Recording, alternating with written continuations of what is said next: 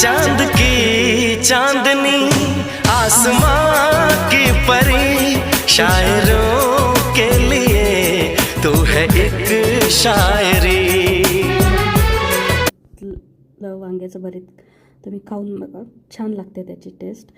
वांगे जे आपण भाजून घेतले होते त्याच्यावरचं ती स्किन काढून टाकली आहे आणि छान चेक करून घेतलेलं आहे मी आता ते, की त्याच्यामध्ये काही खराब तर नाही आहे ना। आणि हे अद्रक लसूण आणि कोथिंबीर, तुम्ही हिरव्या मिरच्या पण घालू शकता, पण मी आज नॉर्मल बनवते आहे। सो चॉप केलेला कांदा घालून घ्यायचा आणि तो छान गुलाबी कलर येईपर्यंत परतून घ्यायचा। कांदा परततो आहे, ॲक्च्युली मी एका हाताने कॅमेरा पकडला होता आणि एका हाताने मी ते कांदा परतत होते, त्याच्यामुळे मी थोडं थांबून शूट केलं आहे। सो आता छान ह्याला परतू द्यायचा, छान गुलाबी कलर येऊ द्यायचा। आता वांग्याच्या भरीतमध्ये पण काही लोक कांदा आणि टोमॅटो वरनं टाकून पण खातात, ज्याला जसं आवडतं।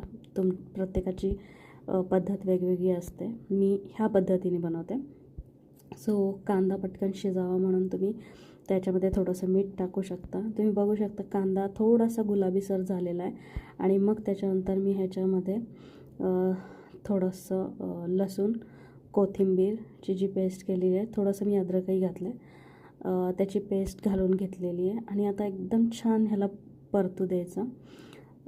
त्याच्यानंतर टोमॅटो घालून घ्या। माझा टोमॅटो थोडासा कच्चा होता, त्याच्यामुळे मी पटकन घालून घेतला आहे की तो टोमॅटो परतायला थोडा जास्त टाईम लागेल। आणि आता हे छान परतू द्यायचं। तुम्ही बघू शकता माझा टोमॅटो पण होत आला आहे। मसाले घालून घेऊया।